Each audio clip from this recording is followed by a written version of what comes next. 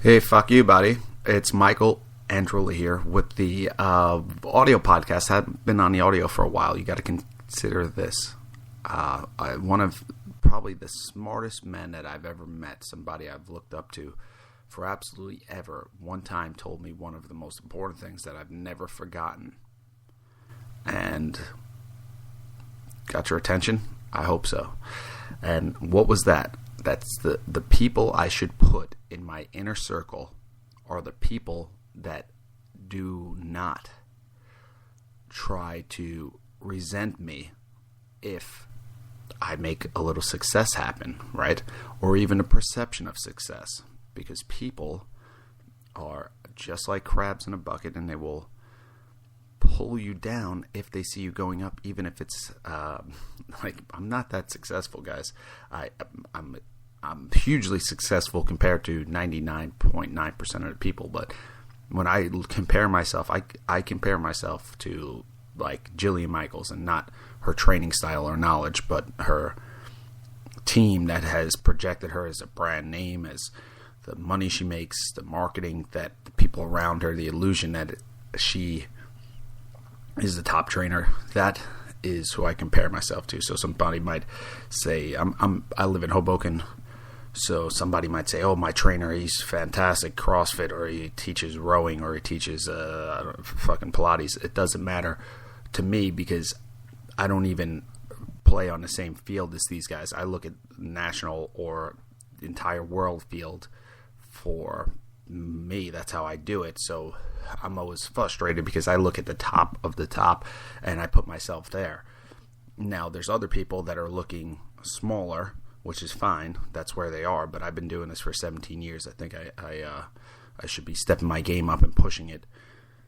There's people that this happens all the time. Listen, I produce more than 100 people out there. There takes another 100 humans to produce, and this is being honest, what I produce on a monthly basis, a daily basis. I'm not saying Christy, listen to Christy. Christy's kicking ass as well, but I'm saying just me.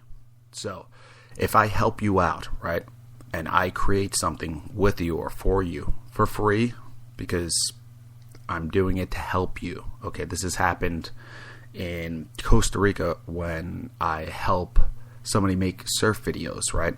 Just for their advertisement. I help them make a website, hook them up with the right people. And then I get a couple emails like that basically are saying, why am I not doing more? Listen, I'm doing this to help you out. So this is how I weed you out. The reason why I hang out with Alex Santos, and he was on the last video podcast, Michelangelo Live, which came out fantastic. People love it. Because if you get successful, he doesn't resent you. I can feel the resentment. I'm ultra sensitive, guys. And growing up the youngest of four boys in a house that felt chaotic to me a lot of times, okay? Like, I didn't have my place. There wasn't like an orientation when I got there. All I remember is just being there and trying to be small, trying to be quiet and stay out of the way. And that's what I've done my entire life. When I used to go on vacation with my friends' family, who used to, Tony Kirko, the guy is amazing. He used to take me along with his son and his wife all over the place, which was fantastic. It's really why I got the travel streak in me. But it would be their whole family. They had a big extended family, and me, I'm not part of the family at all. And I would just be quiet and be small and try to be invisible. So it made me pretty much sensitive to, I would look at everybody's motion, body language, what they're saying. And that's pretty much how I live my life. Even to this day, if somebody in class, I have 100 people in class and one person isn't feeling it, I know it. I can read it, and I usually attack it at this point. But back to the resentment part. If you were helped by me in the past, and you have to look at the situation on the other foot. So if I've done something for you, in my opinion, because if say let's hypothetical situation, you get pictures done. I arrange for Christy to have a photo shoot done with you and me, and now you have 50 photos that you never had that are amazing, that you're using all over the place, right? Who in the world is doing that for you besides Christy and I? Nobody? Okay. So you need to say, if you're not going to help yourself, you're not going to be in business long. That's pretty much what it boils down to. It's fine. You don't have to be in business. Business isn't fun. It's certainly tedious at times, but you're just not going to make it if you're looking at other people and saying, why don't you help me out? You weren't here. Why don't you help me out? Listen, you got to help yourself out. This is a hard love talk. I care for these people. I understand the psychology, but they're not going to make it unless they're able to put the responsibility on themselves. And this happens all the time when I think it's situations that are extremely difficult. For some reason, I attract difficult situations. I don't know why. Maybe it's to grow. But you can either look at the people doing wrong to you and let that be the excuse. And trust me, every one of your friends out there is going to, or so-called friends, are going to feed that fire and try to say, oh, look at this person's doing wrong to you. Look at that. Oh, yeah. Oh, man, tell me about that. Because they're trying to relate to you, and they know that this is a juicy topic, a topic that could make you really, think about it and dwell over it. Listen, do something positive for yourself. You're not a millionaire, okay? You don't have the right to sit on your ass and then complain about topics or issues. If you want a revolution, you better start the revolution, is what it comes down to. Don't wait for somebody else to go out and start a revolution, because the people on Reddit, they're not doing shit, guys, okay? 99% of the population is inputting information. They don't output information. People getting paid money are putting out information. Okay, they're creating information content. It might look like there's a lot of people in the marketplace doing that. There's not. Okay, how many kickboxing trainers on YouTube? And that's a solid topic. There's me. There's Bass Rutten. There's Duke. There's a couple solid boxing guys. There's the Surge guys. Even I'm not including any aerobics instructors. I just joke about the aerobics crap. That's boring. It's not realistic, period. Just how I feel. I mean, it's fine. I guess if you're going to do step class, you might as well do Taibo. But how many of these people out there are doing it? 10? There's 10 people in the whole country? There's I don't even know how many thousands of people in America. There's like 3 billion in the whole world. Is there 3 billion? I don't know. There's still a lot.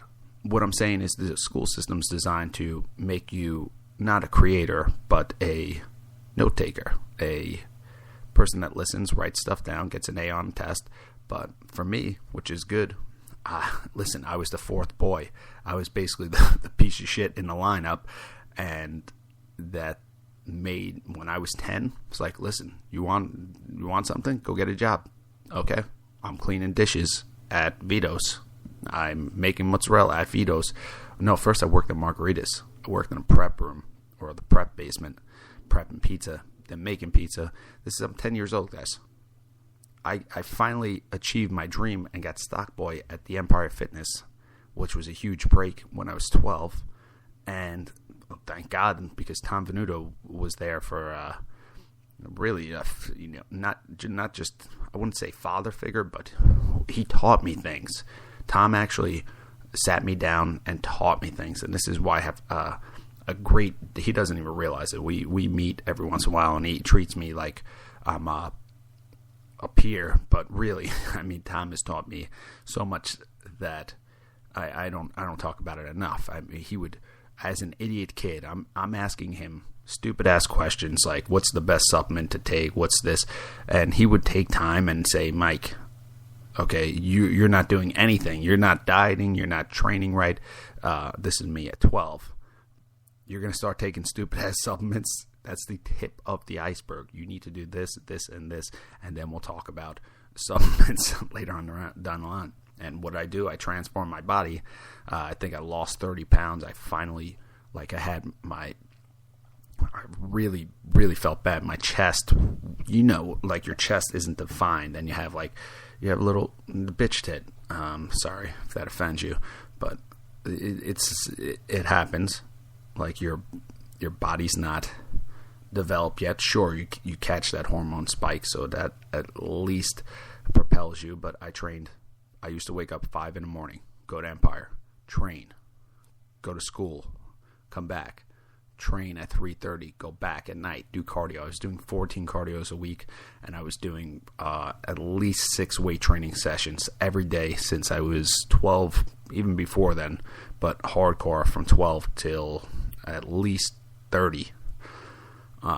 That's why I don't even hit the weights that much. That's why people come up when they're like, oh, check this TRX band out, and they don't understand how long and how many cycles of gimmicks have rolled in and out, and not that it's just a gimmick, but it is a gimmick. Okay, you can get to your fitness level or so many different paths. So you see a rower, right? The people that do the rowing on like fancy ass colleges, and you're like, they're ripped, they're shredded, and then you assume that it's because they're rowing. Well, it's not just they're rowing, it's a lot of factors, and that's just one way you can get to it. To open up a rowing school and then say this is going to be the most effective thing in the world, you're a dumbass. Okay, if you're buying the Ab Master, you're a dumbass. If you're buying all types of stupid ass marketing stuff, you're a dumbass, and it takes a long time to realize that. So Tom sped up that introduction to not only the physical fitness world, but the marketing world, which is incredibly important. Tom studies marketing because he says if you don't persuade the clients to do what you're prescribing, they won't get in shape. And I still remember my first client when I was 13 years old. I'm still in high school. I'm 13, but I was in pretty good shape at that point. And he was a gay guy. His name was Tony. He was an Indian gentleman, and he was a super nice guy. I really, really liked him. He was all he wanted to do is get bigger biceps. That's it. And I was like, that's your goal? He's like, that's my goal. So I was like, listen, what am I going to do? I did a full body workout, but we just did so many supersets of biceps. It was incredible. And he did have bigger biceps when he was done, even after one training session, because that was pretty easy assignment. We just worked biceps.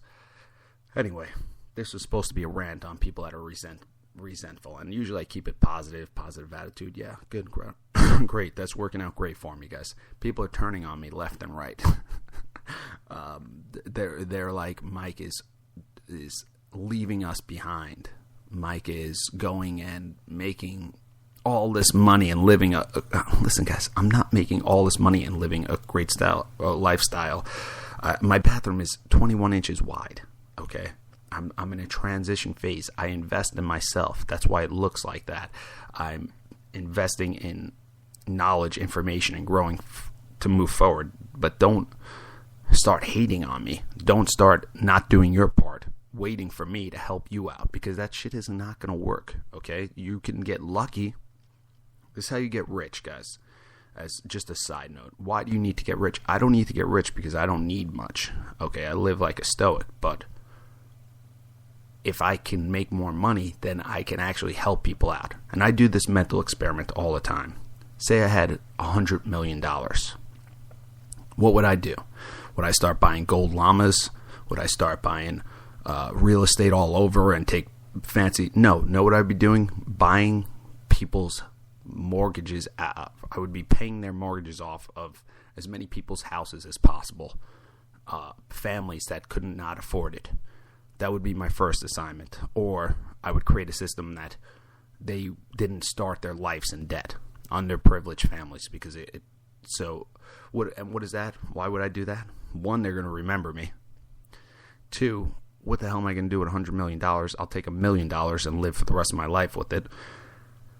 So that's the type of person I am. I'm not trying to gain money for any other reason than to provide people that follow me with more content and information that I would have liked to have heard, that I would like to have. And there's an opportunity now to do that. So I'm using that opportunity. So if you don't like that, fuck you. Fuck you, buddy. I have to do it. I cannot. If you want to hate me, go ahead. That's it. That's all I could say. You could hate me. You could, and people that hate me listen to this shit more than anything. So I know they're gonna get offended at this. So fuck you. I'm doing my video podcast today. I don't. It's Michelangelo Live. They keep saying don't call it video podcast. That sounds like it's just audio, but it's video. It's kick ass. I love it. These are my children. I don't know if I'm gonna have children, so I'm leaving video content trails for the world, and that my thoughts will be my children. So I better get my thoughts straight. Besides that, guys, have a fantastic day. It's a hard talk that some people are going to get angry at, but other people should, like, if you're like me and your back's up against the wall and it's all on you.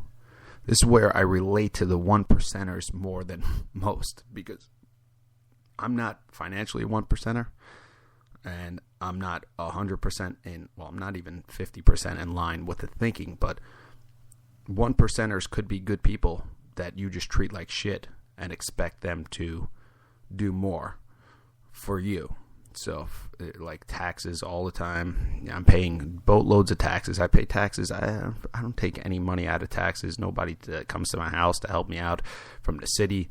And there's people out there saying, probably you should pay more taxes. I don't know why I'm getting into this rant, because I'm probably going to now get more taxes hit with the building department. Anyway, I'm going on a rant. I don't even want to talk about that. Period, point blank. Fuck you, buddy. If you're not a supporter, take your head, look into your own stuff. If you're like, I got too much things going on, Mike, you should be doing it. No. Listen, I might throw ideas out there, stimulate you. If that makes you mad, don't do this shit. Okay? Period. Don't do it. But don't say, Mike, you should be helping me out. What are you, stupid? Do you have a piece of shit in your brain? No, now I'm going over too long. I'm thinking of somebody else. All right, guys. I'm going to get in trouble for this. Anyway, video podcast today. Live. Later, guys.